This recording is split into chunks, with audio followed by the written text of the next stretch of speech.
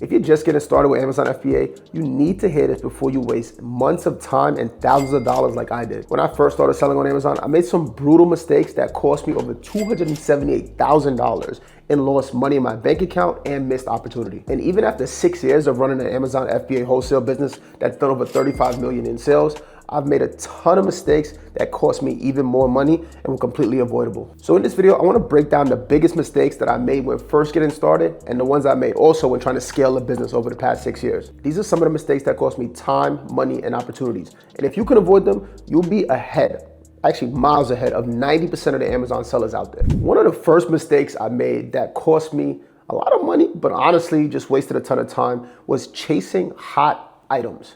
You see, when we first get into business, it's almost like, how do I put it? It's almost like that fiend that's always looking for the next hit, to put it lightly. We're looking to find out what's gonna bring us a tremendous amount of money as quick as humanly possible.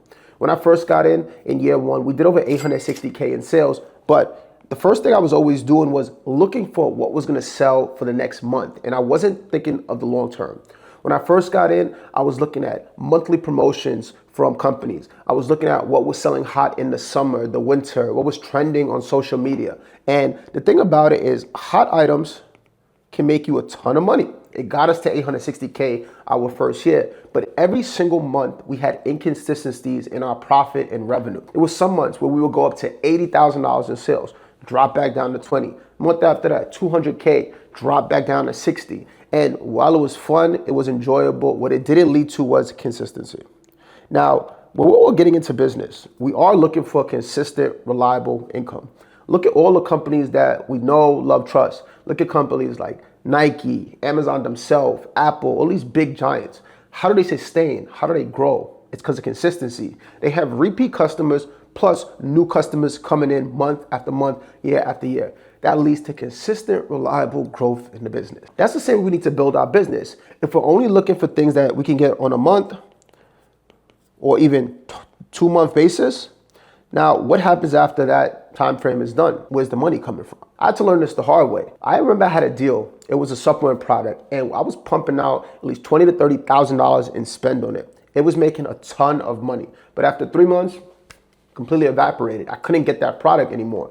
So I went from making an extra 10K per month because the margins were so high on it to there being no more money in my bank account, right? So what I had to shift and what brought us from doing 860K in year one to 3.3 mil in year two was instead of looking for these home run plays, these things that were completely knocking it out the park, I was willing to take a much lower ROI and profit margin as long as I could consistently get it. Instead of looking for the products that would bring me 100% ROI, 120%, right? I would take the ones that bring consistent 20 to 30% ROI every month, but I knew the month after that, the year after that, I would still be able to sell it and it would drive consistent income. Now, it doesn't sound sexy on paper, but you know what really changes the game? What if you have those consistently, but you can do what we did and add on another 2 to 3 products every month? Well, now you have 2 to 3 new income streams. So what's happening to your income? It's not just stabilizing at the past month level, it's growing consistently because you're adding more and more opportunity. This is how we started scaling our catalog, and this is what brought us to really 4x the business in just a year without having all the headache of always chasing the next deal. The team goal is simple. Add on 2 to 3 products every single month, 2 to 3 new income streams, and grow the catalog using the exact same brands, the exact same distributors that we're working with, and just literally making that relationship even better. It works really well because if you're working with a brand or distributor and you're not just spending the same amount of money on them and it's all sporadic, you're spending the same amount plus you're adding on new revenue to their business. How do you think they're gonna treat you? Like that all-star player that you wanna be. This is what changes the game. Finding those consistent wins that you can sell every single month.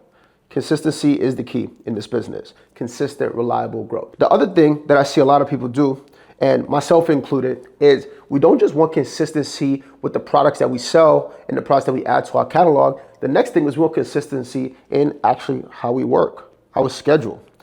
When I first started, it was kind of a joke. I would jump in, there was some weekends I'm like, I'm not going out. I'm gonna go find all these products, and I would just sit there and bust my booty for hours and hours on the weekend, any weekend I wasn't working. And it was cool, I would get a ton of work done, but what would I do? The next week, I would go celebrate. I would completely F off, I would go party, I would go hang out, and there would be no work done. So instead of doing these spurts of work, it's almost like going to the gym. If I go to the gym straight for 3 weeks and I'm all muscular and feeling fast, in shape, and then the next 3 weeks I'm just drinking and chilling and eating a bunch of pizza, well, I'm gonna look like crap after that. It's the same thing at work. Your business is a reflection of you. So what I simplified it is, okay, instead of me going consistently and just doing like these sporadic kind of wins, what if I just did 8 hours per week? Right? What if I just held myself accountable, and what I would do is on weekdays, Monday to Thursday, I would give at least 4 hours, right? 1 hour per day, right? 4 hours between the 4 days. And then on the weekend, I would just simplify it. Take Friday off, relax. Saturday and Sunday, I would do 2 hours each. Pretty simple. Bright and early in the morning before I just go hang out for the day. This 8-hour routine is what built the foundation. It was the same exact time with the same exact undistracted work, and it didn't eat up a ton of time. I could still hang out, cook dinner, watch Netflix, see my friends, but I was still making sure my work was getting done. Now, for you, it might say, hey, I want to push the needle. I might want to give 10, 12 hours per week.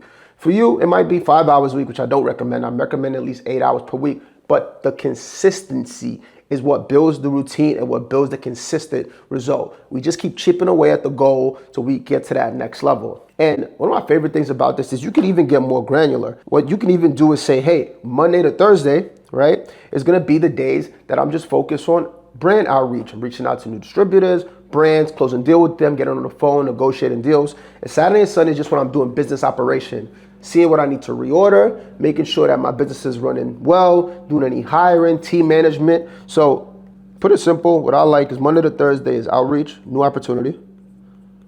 Saturday, Sunday is management and maintenance. You simplify that, you stay consistent, and literally for most people, if you can stay consistent for 3 to 4 months, you'll have a machine that you can start outsourcing and having people to actually do a large majority of the work. Now, that brings me to good old number 3. This is a mistake that I can't stress enough. It is good old hiring. Now, is this for everyone? No. If you want to get to like 10, 20K a month, you could probably do this business by yourself, realistically. But when I hear people talk about, oh, I want to get to 6 figures a month, I want to push to multi-7 figures per year, guess what? There's not a lot of 7-figure businesses other than with the implementation of AI, and we'll talk about that, that could run without you, right? So as you want to scale, you always want to hire correctly. Where I made the mistake, and where I see a lot of people make a mistake, is they hire based on price, right? We have this thought process in our head that the cheaper someone is to hire, the more money we put in our pocket. But here's a reality check for you. When I first started, I was hiring people based on price. I would have virtual assistants that cost maybe $1.60 an hour, $2 an hour, maybe at most $2.50 an hour. Now, while it's good on paper and I'm putting more money in my pocket, let's think about it. What does a good hire do for your business? Well, they make you more money. There's no business on earth that when they have the right team won't make more money. The whole premise of a business when you think about your job is, let's just say right now you're getting paid $150K a year. Do you think that your company that you work for is only making $150K based on the work you do? No, they will probably let you go. They have to be generating a profit on it. You have to be bringing in 200, 300, 400, 500K for the company for you to be in that position. So you're getting paid, and it has to work like this for a business to grow. You're getting paid less than what you bring in for the company. It has to work like that. So we don't hire based on price anymore. We hire based on good old value. If I can get a small team of 8 players, I can not only compensate them better, pay them more so they're incentivized to work with us and stay. I have less people to manage, right? Less people to manage, and I have the best players in the position. Even right now, I'm just getting back from a mastermind, and it was kind of crazy. Anytime I go away on vacation, it really exposes the faults in our business. My premise is if I can't go away for a month and things work without me, we have an issue. So when I was away, I went to New York for a week and in Miami. What happened is a ton of stuff ended up on my plate, and I was like, right? Something is wrong here. I immediately went to go hire an executive assistant. Don't even care about the budget because I know what they're going to do is drive more revenue for the business. I do the same thing across the board when I'm looking for help on social media, sales, marketing, outreach. I'm always looking for who is the best player for that position and how much revenue can they actually drive into the business, because I know with the right players, I'm going to make more money, right? So we always want to make sure we're hiring based on value. A good player is going to bring you in more money than they're ever worth. That is guaranteed. And you'll be able to pay them right to make sure you don't have a high churn rate with people leaving your business. So important. Now, going on to number 4, okay? This is something that a lot of people don't think about, and it wasn't something I thought about when I first got in, but what is Amazon's biggest fear?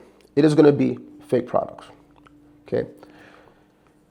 Throughout all the years of Amazon's being online, an issue that they've always had is that they have a very low barrier to entry. Almost anybody can jump in the game and say, hey, I want to be an Amazon seller. And within a week, we can get an LLC set up, our account open, and boom, we can start selling on Amazon. So Amazon has 2 things that they can do to kind of protect themselves against these bad actors. They can either A, make it harder to become a seller, harder to sell, or B, it can make it harder to list products, right? They can go through a process that they've been leaning on pretty heavily, is the process called ungating, where you actually have to provide an invoice showing that you're selling authentic, legitimate products. Now, since 2024, they've really leaned on this and made it extremely harder for new sellers to actually start selling. Now, to counter that, what do you want to do? You want to go directly to the brands that you're selling and get an invoice from them, because that proves to Amazon, look, you're not selling fake products. You brought directly from the brand. We're going to allow you to sell. When you're just buying from all these random places that are not authorized, Amazon's going to make it harder for you to get approved. Now, the caveat to this is the more you sell, the more they trust you. They look at a seller who's doing 6 figures a month a lot differently than one that has sold nothing on their platform. When you're selling more products per month and driving higher revenue, they already trust you, and now you can go to some of these unauthorized distribution channels to resell because you've proven yourself as a legitimate seller. I made this mistake when I first came in. When I first came in, what I would do is I would buy a ton of products from overseas, right? Namely, I would buy a lot of products from Korea, Japan, China, Mexico, all these places, UK, all these places. Why? Because if I found brands that did really well in those marketplaces and they didn't have a lot of distribution in the US, there were less sellers and I would have higher margins. I would kill it in Korea. I sold a ton of Korean skincare beauty, right? K-beauty products. And when I would buy them from Korea, oh my God, when I talk about this was some of the craziest margins in ROI, I still get goosebumps thinking about it. I would sometimes get 40% ROIs reselling, sometimes 90, 100% resales consistently, return on investment consistently. But what I ran into this brick wall, which a lot of sellers will feel, is when you go and buy products from overseas or unauthorized distributors, eventually as a new seller, things can hit the fan. Amazon can finally crack down and say, hey, you've been selling that for a while, but can you prove it's authentic? I even got to the point where I was submitting these invoices from Korea. This was a product that really stuck out because I was making damn near $25,000 in profit per month reselling this Korean beauty product. And what happened is there was an order coming in for about 30K. And what happened right after that? Amazon was like, can you prove it's authentic? That Korean invoice did not fly because they couldn't reach out to this company in Korea. They only speak Korean. They couldn't get in contact with them, and I couldn't prove my authenticity. So what happened? They ended up shutting down that product, and I couldn't sell it on Amazon. Now, this is not a bad thing if you do what I'm gonna speak about next. But before we get into that, I hope you're enjoying this video. Look, if you are someone who is absolutely serious about taking advantage of where we are right now in Q4, when I'm shooting this video, and making a ton of money in the e-commerce space, but you don't know what your next steps are, look, hey, check out this whole channel. I release videos every single week, teaching all the lessons I've learned over the past 6 years of doing 35 million, plus all the things I continue to learn as we scale up to 15 million per year. But if you're serious about this, what you want to do is hit the link below in the description and sign up for our next completely free live workshop where we go in depth teaching our triple S framework. It is 3 steps. Source, how to find the best products to sell consistently. Sell, how to operate your business in 8 hours or less per week. And then scale, how you put the right funding in place to scale without using your own money and build the right team. So hit the link below and sign up for that completely free live training. Trust me, we got you. Or if you want to find out what it looks like to actually work with us one-on-one, there'll also be a link below to schedule a completely free call with our team to see what our mentorship program looks like. Okay, that brings us to our next point, right? When you are buying products from overseas, right, you put yourself at a lot of risk. And what you always want to do when you're not buying from authorized brands, what you want to do is have offload channels, okay? I learned this lesson the hard way when I got stuck with all of those inventory. I'm like, I cannot sell this. This is $30,000 of inventory. What the hell am I going to do? As you scale, we always have our offload channels, meaning these are not marketplaces as big as Amazon. There aren't many out there. But these are places that we can continue to sell products in case something ever happens to the products we're selling on Amazon. We've had products get like FDA complaints or products that get completely shut down by Amazon for not having their brand registry and all of these random things. So we use these offload channels to make sure that if something happens on Amazon, which is not often, we can always go sell it somewhere else. So what you want to do is make sure you have an account with Walmart, eBay account, Shopify. You can even have a Whatnot account, Amazon in Canada, plus Mexico. And if you feel a little bold, you can even get TikTok to sell. Now, you don't need all of these. Don't get overwhelmed. If I had to pick ones that really stand out as the main ones, it's going to be Walmart and Amazon Canada and Mexico. But if you kind of want to get ahead of the curve into where shopping in America is going, we're kind of following China. We're leaning more on live selling and content-based selling. That's going to be Whatnot and TikTok, right? But you don't need those right away. I would just get Amazon Canada, Mexico, and Walmart set up. Keep them in the back burner. And anytime you know something happens to your listing on Amazon, we could always pivot over there. Okay, so what else? All right, this brings to a big deal and something that I don't think enough people do. When we are looking for products online, right, we're going to be using a host of softwares. Like we lean heavily into tools like Smart Scout and Keepa to do our product research. But the thing about softwares is they give what you call estimates. So estimates are good, they work very well, but at the end of the day, what provides us the truth? It is going to be hard data. So what happens is, what you want to do is before you put in the full order, like let's say Smart Scout or ASIN or SellerAmp or whatever tool you're using is saying, hey, you can sell this many units per month. That's great, but what you see as you look at different softwares is there's discrepancies.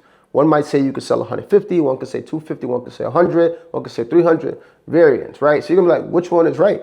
Well, they all base it on different time frames. Some might base on a year's worth of data, some might based on last month, some might based on 3 months worth of data. So there's a lot of variance. What I like to do is do something called test orders. If I think I can sell, based on the software, is 500 units a month, what I'm gonna do on my first order is test it.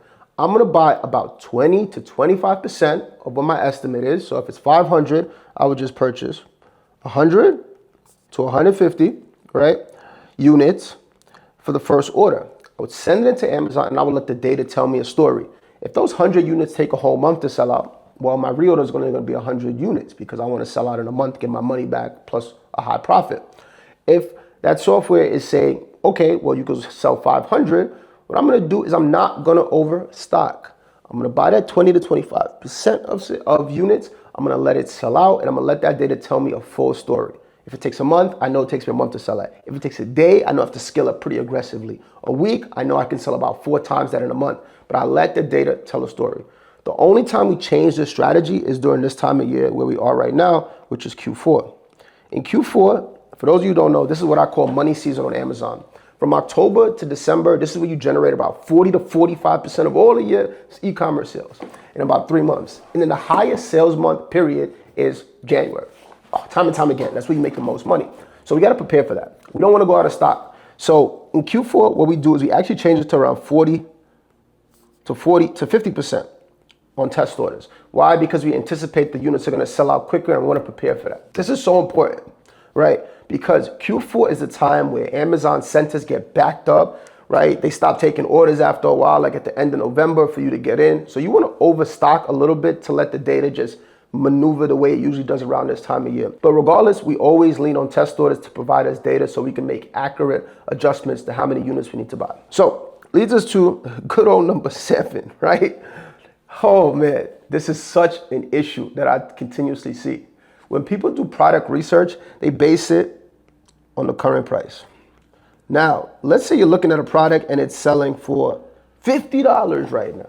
You're like, oh my God, when I get it at $25, I'm gonna make a ton of money. Look, we have to know the previous pricing. We always wanna think about the worst case scenario.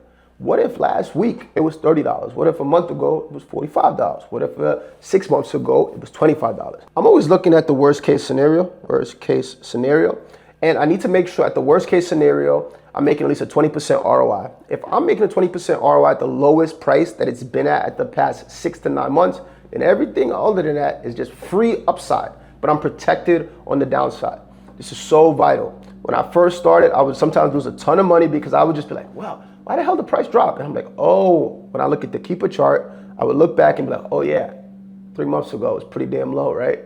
So I always use Keepa to look at what the lowest price is in the past 6 to 9 months. That tells the story, and I make sure I'm downside protected across the board. The last thing that I see that a lot of people start screwing up on is they are overly reactive to price changes. Sometimes what happens is you will have these new sellers come in and they start tanking the price. They're like, oh my God, if I undercut the market by $1 or something, I'm gonna make more. And then it causes everyone to start cutting into their profitability. We use things called a repricer, right? My favorite one is BQ or Go Aura. And what these AI tools do is they bounce your price up and down to make sure that you're maximizing your profitability. You don't have to go in every day and up your price or lower it. BQ and Go Aura, these reprices, they literally just bounce your price up day in and day out to make sure it's maximizing your profit automatically for every single listing. Once we do our research, we understand the charts, we understand the worst case scenario, we set and forget, right? We don't get overly reactive. Now, I like to let things sit for at least 45 days before making any changes. If when I come back in 45 days, there's been price drops and I'm not seeing a way for us to actually be able to sell through this product at our price, I'll make adjustments. We make decisions after that time period because we've let our data kind of play out. We're not gonna go in there and change it every day and get frantic if a bunch of new sellers drop the price and no, let them do their thing. We're good, we're sitting right here, right? That's a rookie mistake. Now, the thing about it is after 45 days, if things do not look like we anticipated, now we make adjustments. We can either say, hey, it's set to at least making 20% ROI. Maybe I could take a 15%. Maybe I could take a 10% ROI, right? Just to get this out of here. Or I might say, look, I'm not willing to take a loss, all right? What if it dropped lower than this? Doesn't happen often, but what if it does? Well, now what do? I go back to my Offload channels and I start looking for what things sell on Walmart, Amazon Canada, Mexico, and I see if I need to pull those unit bats and liquidate it or sell it on another platform to make more money. The thing about these other platforms is, yes, you can often make more money because there's way less sellers, but they just sell slower. So I only make decisions like this after 45 days of things not looking the way I anticipated. But I don't get reactive every single day seeing, oh, this is not going well, this is not going well. These can change if it looks like that. So I let the data play out. I trust my intuition, I trust my research, and I let things go. And what you'll see is that a lot of people, they get overly reactive, they start dropping the price and they end up regretting it because they didn't just wait for things to pan out. So being non-reactive, trusting your data is what allows you to build a business that you're not acting frantic, right? And the better you get at the data, the easier it is. So those are the biggest mistakes I made selling on Amazon. And if you can avoid them, you'll be way ahead of most of the sellers that end up failing and causing a bunch of mayhem in their business. So if you want to skip the trial and error and set up your Amazon wholesale business the right way, you have 2 options. One, you can join our completely free live workshop where me and my team and my head of student success go over everything A to Z that we did to do over 35 million in sales on Amazon. We break this down in detail and answer every question, and it's completely free. The link's below. If you're ready to move faster and work with us hand in hand, there's also a link below to schedule a completely free call with our team to see if you're the right fit to work with us. Either way, I hope you found this helpful. What you want to do is hit the subscribe button because I drop videos every single week talking about what we've used for the past 6 years to scale our business and the things we implement in our business right now to continue to scale at a rapid rate. Before you go, I also made this video on screen where I talk about how to make $10,000 on Amazon so fast that it feels illegal. In that video, I walk over the exact steps for picking your 1 to 2 categories that you'll focus on, how to actually open up your wholesale business, how to place your first order, and how to scale up your entire business by reinvesting in your winners. Either way, I hope this was helpful and I'll see you there.